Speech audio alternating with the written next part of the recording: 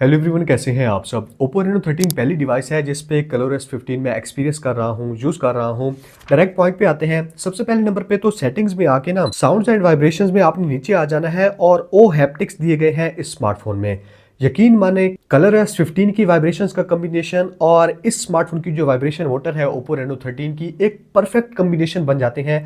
मैंने अभी तक फ्लैगशिप स्मार्टफोन्स के बाद, क्योंकि ये प्रीमियम मिड रेंज का स्मार्टफोन बन जाता है, इस रेंज में इतने अच्छे हैप्टिक्स और इतनी अच्छी इंटीग्रेशन सिस्टम में जगह जगह पे वॉल्यूम कम ज्यादा करते हैं, सेटिंग्स वाले पेज पे कैमरा के मोड्स चेंज करते हैं, हर जगह पे हैप्टिक्स को इंटीग्रेट किया गया है। जहां से बाय डिफॉल्ट इसकी इंटेंसिटी काफी कम होती है। एक तो अगर ऑन नहीं है तो ऑन भी कर लेने हैं और उसके अलावा इंटेंसिटी को फुल कर देना है। आपको फोन पहले से ज्यादा अलाइव फील होगा और जो आपका एक्सपीरियंस है वो यहाँ पे है ना, अगर ColorOS 15 के साथ, तो यहाँ पे आ जाएगा। अब क्योंकि यहीं पे साउंड्स एंड वाइब्रेशंस में आ गए हैं तो पीछे आ जाना है और क्लियर वॉइस का ऑप्शन मिल जाता है। आप ट्रैफिक में है, कॉल वगैरह आई है, बैकग्राउंड में काफी नॉइज वगैरह है, तो इस ऑप्शन के जरिए आपको मैं डिफरेंस भी सुना देता हूं, आपको खुद ही पता चल जाएगा। ये ऑप्शन अगर आप ऑन करते हैं, फोन और मीट वाली एप्लीकेशंस पे सपोर्टेड है।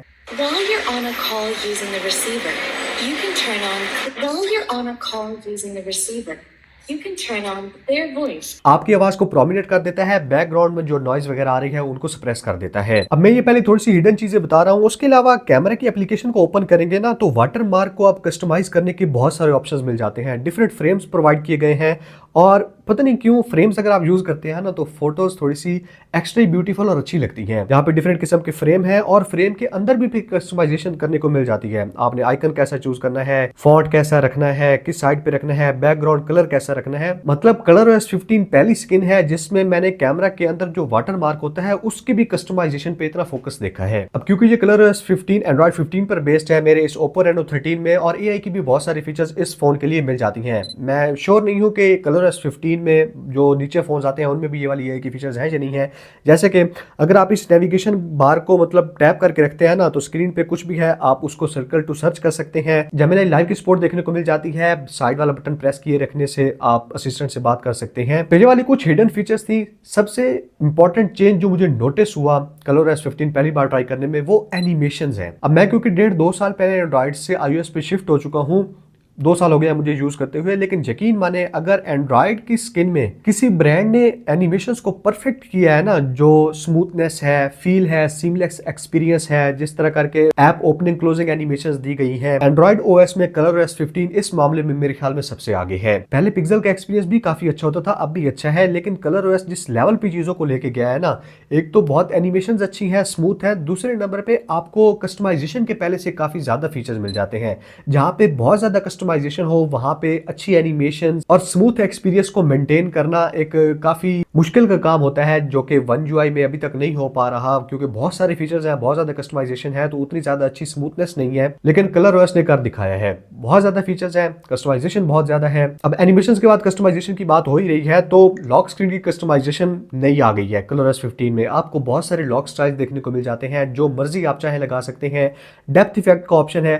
बेसिकली iOS में जैसे लॉक स्क्रीन की कस्टमाइजेशन है ना, वही सारे फीचर्स ColorOS में प्रोवाइड किए गए हैं। आप ऐसे इजीली समझ लें, आपको सही से समझ आ जाएगा। आप लॉक स्क्रीन को और होम स्क्रीन को इकट्ठा ही कस्टमाइज कर सकते हैं, ब्लर वाला इफेक्ट ऐड कर सकते हैं, डेप्थ इफेक्ट ऐड कर सकते हैं, फॉन्ट कलर चेंज कर सकते हैं, फॉन्ट का स्टाइल चेंज कर सकते हैं, और एक नया लॉक स्क्रीन क्लॉक का ऑप्शन है, दरमियान में सेंटर स्टेज करना हो वो मिल जाता है। वो भी मेरे ख्याल में काफी हद तक iOS से इंस्पायर्ड है, और 2 से 3 विजेट्स भी प्रोवाइड की गई हैं जो आप लॉक स्क्रीन पे होता है ना उसके फॉन्ट के ऊपर लगा सकते हैं। सेटिंग्स में आएंगे, वॉलपेपर एंड स्टाइल में आप देख ही सकते हैं जो पूरा लेआउट है यहाँ पे वही चेंज हो चुका है। थीम्स वाला ऑप्शन मिल जाता है, बहुत डिफरेंट थीम्स हैं। इन शॉर्ट मुझे ColorOS पहले काफी हद तक बोरिंग लगता था, लेकिन इस अपडेट के बाद मैं एक्सपीरियंस मेरा काफी प्लेजेंट हो गया है। अच्छा, लॉक स्क्रीन में कस्टमाइजेशन तो एक पहलू है, आप आइकन्स को भी कस्टमाइज कर सकते हैं और आइकन के 1 से 2 नए स्टाइल्स भी दिए गए हैं। रेडियस वाला नया स्टाइल है, शेडो वाला नया स्टाइल है, आइकन के साइज को कम ज्यादा कर सकते हैं, आइकन की शेप चेंज कर सकते हैं, होम स्क्रीन से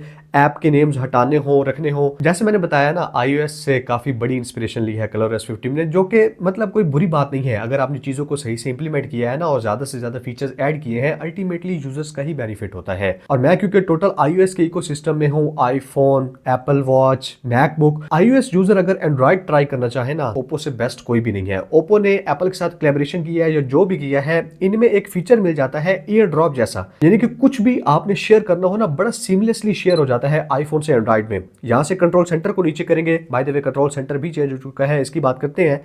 यहाँ पे शेयर विद आईफोन का ऑप्शन मिल जाता है, इस पे क्लिक करना है और आपके आईफोन पे O+ कनेक्ट एक ऐप है वो होनी चाहिए इंस्टॉल। उसको ओपन करने के बाद आईफोन पर्सनल हॉटस्पॉट ज्वाइन कर लेता है ओप्पो की, और जो भी चीजें आप ट्रांसफर करना चाहे ना एयर ड्रॉप की स्पीड से ट्रांसफर हो जाती हैं। अब जैसे मैं बता रहा था, नया कंट्रोल सेंटर आ चुका है ColorOS 15 में। आप ऊपर से नीचे करेंगे तो कस्टमाइज भी कर सकते हैं, अगर आप रखना चाहें तो पहले वाला भी रख सकते हैं, जो पहले होता था ना ColorOS का वो भी दिया गया है। कस्टमाइज क्विक सेटिंग्स पे क्लिक करेंगे तो जो क्लासिक वाला ऑप्शन है ये बेसिकली वही पुराना है, जहां पे नोटिफिकेशंस और क्विक पैनल आपको एक ही साइड पे मिल जाता है।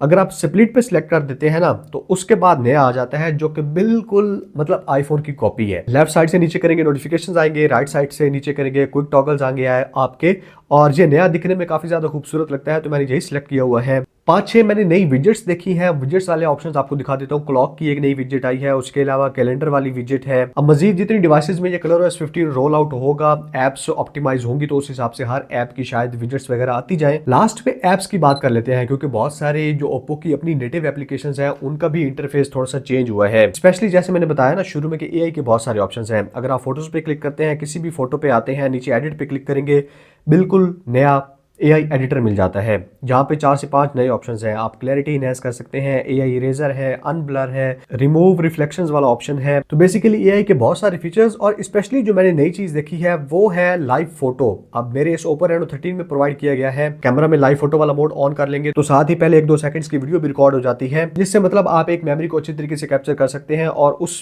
पिक्चर को फिर आप वीडियो या जिफ में कन्वर्ट भी कर सकते हैं। ओवरऑल मुझे ColorOS 15 इस Oppo Reno 13 पे काफी ज्यादा अच्छा लगा है। मुझे नहीं पता मतलब जो सस्ती डिवाइसेस होंगी बजट वाली ओप्पो की उन पे कैसा काम करेगा, लेकिन एक प्रीमियम मिड रेंज की डिवाइस पे बहुत अच्छे तरीके से ऑप्टिमाइज है। बड़े प्यारे प्यारे लॉक स्क्रीन के इफेक्ट्स देखने को मिल जाते हैं। नया कंट्रोल सेंटर मुझे काफी पसंद आ रहा है, और जो आईफोन के साथ शेयरिंग वाला फीचर है O+ कनेक्ट वाला, आउटस्टैंडिंग। और सबसे अमेजिंग चीज जो कि हर किसी को नोटिस होने वाली है वो है कि कितनी ज्यादा स्मूथनेस आ चुकी है और कितना ज्यादा ColorOS 15 पे फोन फास्ट फील होता है। आप एनिमेशंस की स्पीड को भी ट्वीक कर सकते हैं। मजीद आपके कोई क्वेश्चंस हो Oppo Reno 13 या ColorOS 15 के बारे में तो आप कमेंट्स में पूछ सकते हैं। इस स्मार्टफोन का अगर आप अनबॉक्सिंग रिव्यू देखना चाहते हैं तो मैंने ऑलरेडी प्रोवाइड कर दिया है, यहाँ कहीं पे लिंक दे दूंगा, डिस्क्रिप्शन में भी लिंक देखने को मिल जाएगा।